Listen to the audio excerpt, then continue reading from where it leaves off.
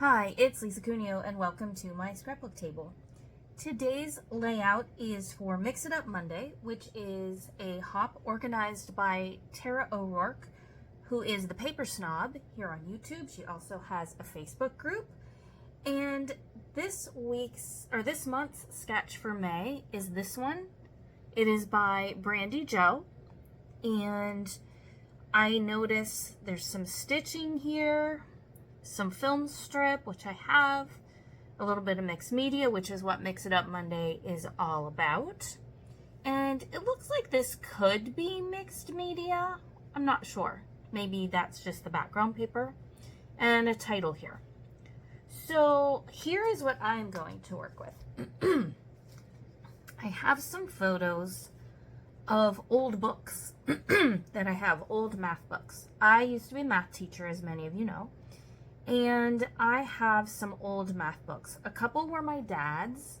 One my son bought me for a gift one time. He saw it in a thrift store. My kids and I really enjoy bargain hunting and looking at yard sales and thrift stores and that sort of thing. And he saw this one called Plain and Solid Geometry and thought of me. And it's kind of funny, as I look through these books from time to time, and I especially looked at this Plain and Solid Geometry one when he gave it to me.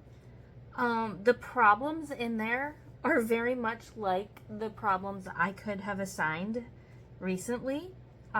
Yes, methods have changed, but math is pretty much math. I mean, a triangle is a triangle. And one of them, the calculus book that's here at the bottom of this picture, was my dad's. And so here's where he wrote his name in it. I took a picture of that. And I took a picture of a page where he took some notes for himself. Like he wrote, study this, review for Friday. So that just makes me smile. So those are the pictures. I know she only has one photo. I don't very often do a one photo layout. So I'm gonna figure out how to make all this work in there. This is from a 49 Market. I pulled out this stencil to use along with Speckled Egg and Evergreen Bough for the mixed media. I have this book set, and it's really about books that we read, but I might stamp these books and use them. Couple film strips, and then these are from Minte Photographer. I'm going to use these in some fashion. I pulled out this 49 Market Nature Study. I don't think I'll use that. And then I have this textured paper. It almost has the feeling of fabric, like a textured linen or something. I think that's going to be my background. So I'm gonna go ahead, figure out where I'm gonna put things, and then I'll be back and do my mixed media, and we'll get started.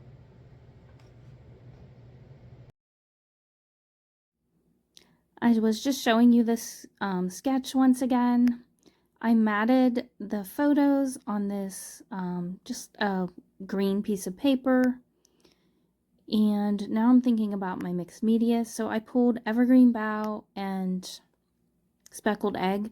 I wish I had focused more on the Speckled Egg than the Evergreen Bough, because I don't know if it's this paper or what, but it makes that Evergreen Bough really like a bright green in some places, and I didn't want that.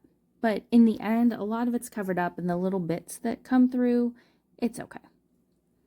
So I just kind of randomly moved the stencil around, dipped my brush in both colors, and added some texture. It's kind of funny. This brush, I cleaned it and used it for these blues because I had used browns in it before, and I noticed in one place, which ends up covered up, but some brown was coming through even though I had already like cleaned it some. So I took it up to the kitchen sink, and I have now scrubbed it with soap and hot water 4 times, and there is still brown ink coming out of it. So I think it's just destined to be the brush designated for brown inks. I'll need to get a couple others to have for other colors and just designate them for those colors and not try to get them clean, because I don't think I can ever get it all clean. So I put a little bit of the refill ink on my glass mat there, added some water, and that's what I'm using for the splatter. And those colors are prettier in real life than they look on screen. I'm not sure why. So now I am adding a horizontal band for my photos. I'm going to shorten this one just a little bit. This was cut from packaging from a 49 A Market collection. I don't know which one, sorry. I was thinking about where to put this. It ends up at the bottom. And I wanted to trim it off, so I'm peeling off the adhesive that's on the back. I should have used temporary, but I think my temporary is empty at the moment. So there we go. That'll fit a little better where I'm thinking. And just like Brandy Jo has in her sketch, I want to add some film strips. So I have one there at the bottom. I will add one at the top in a moment. The writing on this piece of packaging that I added so reminds me of the handwriting in some of these books. Pretty fancy writing. I wish I could write like that. And I also decided I wanted a bit of something darker. So I just took at the end of this strip that I had cut off earlier, and I treat it as though it's, you know, an entire strip of paper passing behind that other one. And I'm just using my T-square ruler to make sure it's in approximately the right spot. Then I have some trimming to do here. There we go.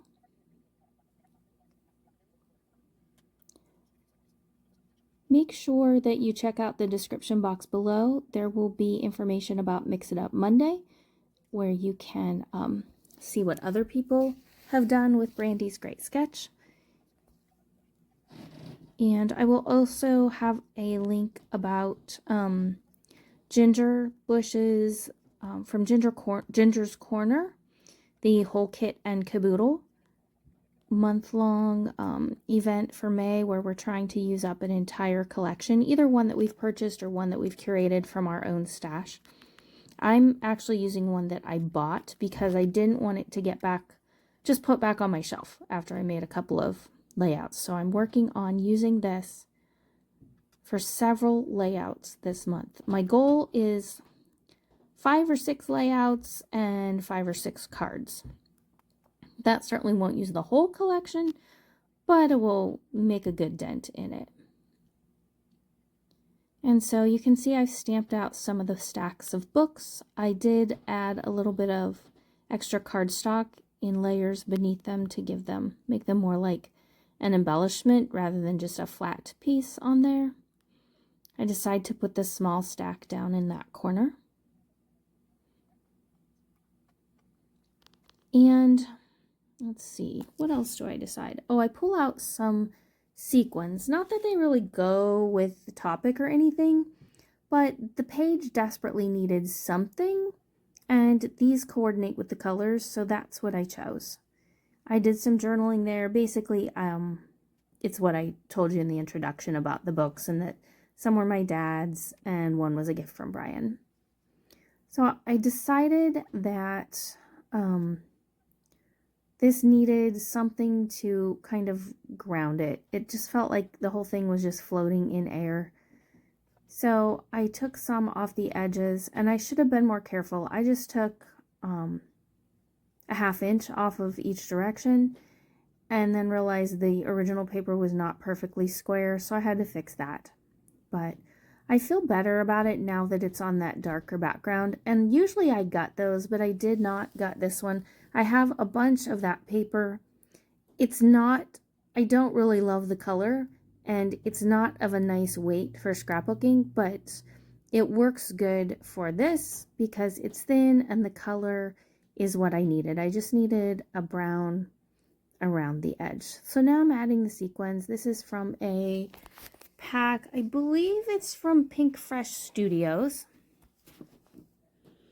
And I've had it forever and have used it many, many, many times. Maybe it's time to pass it on to somebody else because I feel like a lot of my pages have these sequins on them. I opted not to do stitching. And then after I was done filming, I realized, oh, I forgot a title. So in the still shots coming up here, you'll see that I added a title. I'm so glad you're here today. If you're new to my channel, welcome. I'm really glad you've stopped by. I hope you'll check out the things in the description box below. Hope you enjoyed the video. If you did, please give me a thumbs up or leave me a nice comment. And I hope that you get to scrapbook something very soon. Bye-bye.